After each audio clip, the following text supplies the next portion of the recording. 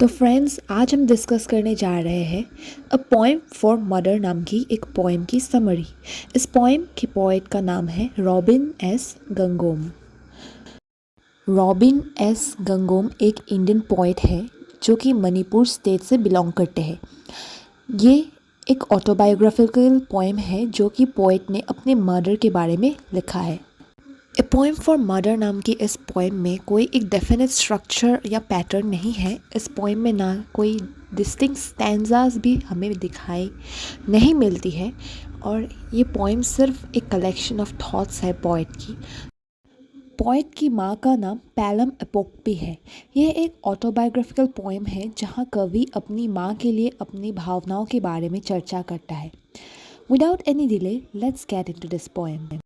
Pelham Epokpi, mother who gave birth to me, to be a man, how I hated leaving home 10 years ago. Now these hills have grown on me. तो poet बताते हैं कि पैलम एपोक्पी वो माँ जिसने मुझे जन्म दिया। फिर पोएट बोलते हैं कि 10 साल पहले उन्हें अपने घर छोड़ने और एक आदमी बनने से सख्त नफ़रत थी। मतलब उस आइडिया से ही उनको नफ़रत थी, लेकिन अब वो प्रकृति से अडेप्ट हो चुके हैं और पहाड़ों के साथ रहने लग गए हैं। But I'm still your painfully shy son with a ravenous appetite, the boy who lost many teeth after emptying your larder and फिर पोएट कहते हैं कि मैं अब भी आपका वही दर्दनाक शर्मीला बेटा हूँ, एक्सेसिव भूख के साथ।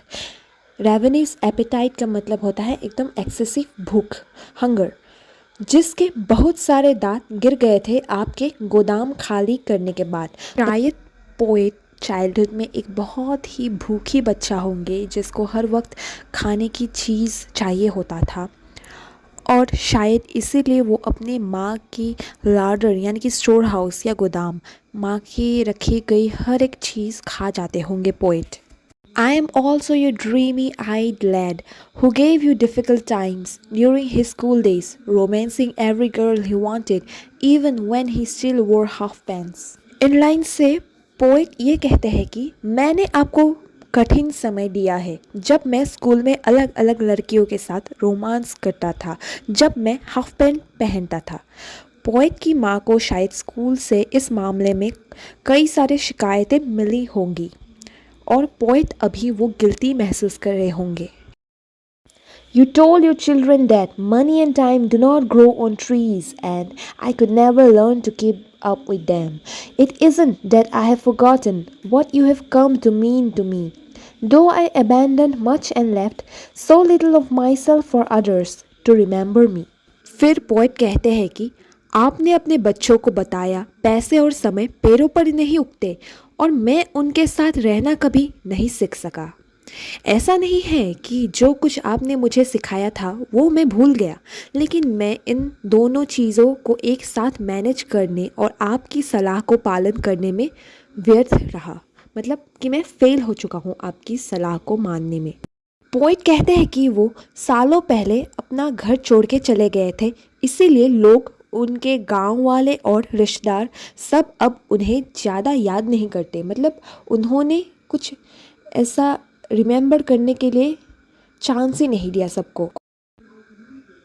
I know how you work your fingers to the bone, as all mothers do for unmarried sons, aging husband and liberated daughters-in-law. Worried about us for a long time, your lips couldn't burgeon in a smile. Lines have furrowed your face and first signs of snow are on your hair. मुझे पता है कि आप हमारी देखभाल करने के लिए कितनी मेहनत करते हैं। मुझे पता है कि आप unmarried sons, ageing husband and liberated daughters in law के लिए दिन रात काम करते हैं। अनमैरिड सन्स का अर्थ यहाँ स्वयं कवि से है। एजिंग हस्बैंड्स से पोएट का मतलब अपनी माँ के पति से है, यानी कि उनके पिता। लिबरेटेड वर्ड का अर्थ होता है independent. Liberated daughters in law का मीनिंग है कि उनकी बहू इंडिपेंडेंट है और शायद बाहर काम करने जाती होंगी, इसीलिए माँ को ज़्यादा मेहनत करनी पड़ती है क्योंकि घर की देखभाल करने वाला कोई है ही नहीं। Today, as on every day, you must have risen with temple bells before cockcrow, swept the floors, and after the sacred bath, cooked for the remainder of us. I can see you returning every dusk from the bazaar, your head laden with baskets. कवि बताता है कि आप हमेशा हमारे लिए चिंतित रहते हैं। आपके होठों पर मुस्कान नहीं दिखती क्योंकि आप हमेशा हमारी चिंता करते रहते हैं। आपके चेहरे पर अब रिंकल्स आ गए हैं, मतलब कि फाइन लाइंस आ गए हैं, और आपके बाल बर्फ़ की तरह सफ़ेद हो गए हैं। इससे पता चलता है कि कवि की माँ अपना पूरा जीवन दूसरों की चिंता करते करते अब बूढ़ी हो गई है। इसके बाद पोएट कहते हैं कि दूसरे दिन की तरह आज भी आप सुबह जल्दी उठे जब मंदिर की घंटी बजी, सनराइज से भी पहले।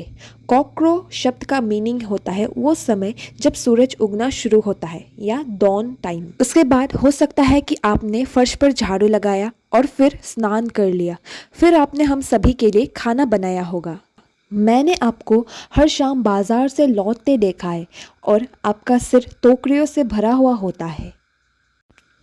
Must you end toiling forever? I am sorry, Palom. I have inherited nothing of your stable ways or culinary skills. Forgive me for all your dreams of peace during your remnant days. I turned out to be a small man with small dreams, living a small life. क्या आप हमेशा के लिए मेहनत करना बंद कर सकते हैं? ये कवि का एक क्वेश्चन भी है और एक रिक्वेस्ट भी है। कवि ऐसा इसीलिए कहते हैं क्योंकि वह अपनी बूढ़ी माँ को अपने खुद की स्वास्थ्य की परवाह किए बिना अपने बच्चों के लिए हर दिन कड़ी मेहनत करते देखकर दुखी हो जाते हैं।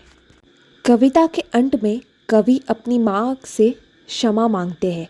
मुझे माफ़ कीजिए पैलम, यानी कि उसकी माँ। मुझे विरासत में कुछ नहीं मिला है आपसे। यहाँ पर पैसों की बात नहीं हो रही, यहाँ पर बात हो रही है स्किल्स या फिर कैरेक्टरिस्टिक्स की। वो कहते हैं कि मुझे कुछ मिला नहीं है आपसे, ना कि आपकी स्टेबल वेज यानी कि नम्र व्यवहार, और ना ही आपकी क्यूलिनरी स्किल्स मतलब कि खाना बनाने का कौशल। प्लीज़ मुझे माफ़ कर दीजिए माँ, मैं आपके सपनों को पूरा नहीं कर सका जो आपने अपने बचे हुए दिन को लेकर देखे थे। आपके बुढ़ापे में भी मैं आपको शांति नहीं दे सका। पोएट बहुत गिल्टी महसूस करता है क्योंकि वह अपनी माँ की इच्छाओं को पूरा नहीं कर सका।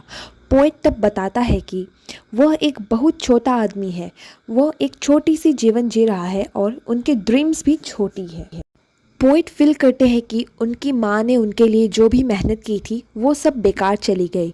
इसीलिए कवि बहुत गिल्टी महसूस करते हैं। उन्हें लगता है कि वो अपने लिए एक बड़ा जीवन नहीं बना सके जिसके लिए उनकी माँ ने पूरी कोशिश की थी। इसीलिए इस पोएम में पोएट अपने माता से माफ़ी मांगते हैं और उनके अच्छे कर्मों के बारे में सबको बात करते हैं। मुझे आशा है कि आप इस कविता को अच्छी तरह से समझ गए होंगे। ऐसी और पोएम्स और स्टोरीज सीखने के लिए प्लीज़ मेरे चैनल को सब्सक्राइब करें।